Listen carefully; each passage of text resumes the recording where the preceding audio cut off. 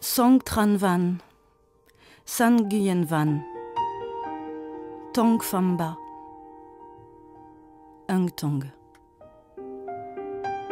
Fole Van, Ngaklen Van, Tran Van Oe, Nguyen Van Ung. On les appelait comment? Les Shintok. Les Shintok. Les Indo-Chinois, quoi. Hein? On les entendait arriver parce qu'ils étaient tous en claquettes de bois. C'était des simples petites planches de bois avec une lanière. On les voyait quand ils s'en allaient travailler à Indrette, quoi. Hein, tous en bande, là, oui. Et le matin, ils s'en allaient en groupe. Hein? Et puis, ils revenaient le midi. Ils retournaient à l'embauche l'après-midi et puis ils revenaient le soir.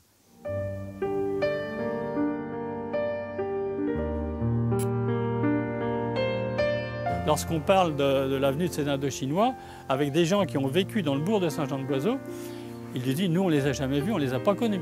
Il n'y a que les gens de l'environnement, les plus proches d'habitation, qui ont eu quelques rapports avec ces Indochinois. 1939. Les ouvriers d'Indrette sont envoyés au front. L'Arsenal a besoin de main-d'œuvre. L'État français fait alors appel à ces lointaines colonies. Près de 300 jeunes Indochinois seront mobilisés pour travailler dans les ateliers.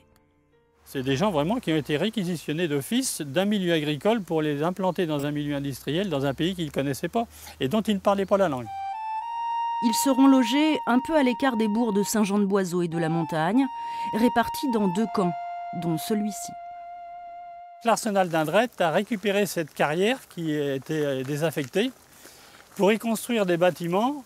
Et dans ces bâtiments, donc, on avait mis un couloir central avec des boxes dans lequel chacun avait un petit emplacement pour sa vie courante. Disons que les baraquements, c'était des constructions assez légères. C'était sur un sous-sol, un soubassement de parpaing et avec un plancher en bois. Et les plafonds à l'intérieur, c'était du carton. Au pied de la falaise de pierre, le quotidien est très rudimentaire. Il n'existe par exemple qu'un seul point d'eau pour 213 hommes. C'était là leur principale source pour faire la toilette et laver leur linge. Ils n'avaient rien dans les baraquements pour le faire. Simplement les poêles pour faire sécher le linge l'hiver. Compte tenu qu'ils n'avaient qu'une tenue vestimentaire, le paquetage qu'ils avaient eu au départ, il fallait donc que régulièrement le linge soit lavé et aussitôt il rentrait dans la cabane pour le faire sécher, quoi. C'était important pour nous, ça. C'était important à l'époque. Oui. Hein. Âgée de 9 ans au début de la guerre, Monique a vu le terrain de sa famille annexé pour accueillir le 2e camp. L'un des seuls vestiges matériels qui subsistent aujourd'hui, c'est un petit bâtiment transformé en abri de jardin. Alors voilà la prison. La prison du camp. Il n'y avait pas d'autre ouverture que cette petite fenêtre-là. Vous voyez? Et on voit le trou, ce fichu trou.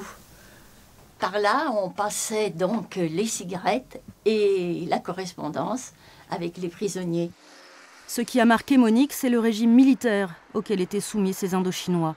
Et puis aussi le manque de nourriture qui parfois donnait lieu à des échanges avec les ouvriers. On guettait et puis on disait il y en a ou il n'y en a pas, parce que c'était pas toujours... tout ça s'était fait en cachette, il ne fallait pas que ce soit su. Hein? Alors pour avoir du sel en cachette, ils donnaient le pain en cachette. Mal lotis, mal nourris, les jeunes Indochinois tentaient pourtant de donner le change. Pierre Fréhor les a vus, à plusieurs reprises, venir se faire photographier chez son père. Leur photo favorite, c'était en groupe autour de la table. Et ils levaient leur verre et ils faisaient... Alors papa disait, attention, vous êtes prêts? 1, 2, 3, ça y est, hop. Et ils envoyaient ça, c'était destiné à envoyer à leur famille. Et ils voulaient montrer qu'on mangeait bien en France. C'était bidon, bien sûr. Ces clichés-là ont malheureusement été détruits dans un incendie. Les rares images de cette époque qui nous sont parvenues sont celles des interprètes des camps qui parlaient suffisamment bien le français pour nouer des contacts avec la population. Eux, ils avaient cette chance, c'est qu'en allant chez les gens du voisinage, ben là, ils arrivaient à être nourris correctement puisque les gens leur offraient le repas, etc. Principalement en fin de semaine, les jours où ils travaillaient pas, bien sûr. Arrivés en 1939, les jeunes Indochinois repartiront en avril 1941. 5 ou 6 d'entre eux resteront, s'installeront dans la région, mais malgré de longues recherches, Jean-Luc Ricordeau a perdu leurs traces. Il a seulement retrouvé les actes de décès de 2 de ses ouvriers, mais leurs tombes, elles, ont disparu. Compte tenu qu'il n'y avait pas de famille derrière pour continuer à payer des concessions, eh bien ces tombes ont été désaffectées et réaffectées à d'autres personnes, si bien qu'il ne reste plus aucun témoignage de l'existence de ces gens qui sont venus travailler dans les camps et qui ont eu une jeunesse brisée en fait au service de la France. Et malheureusement aujourd'hui, on ne peut pas dire qu'il y ait une reconnaissance de ce côté-là, quoi. Il serait bien qu'on rappelle un peu l'existence de ce passé pour lequel la France, on peut pas dire, a été très très glorieuse, quoi.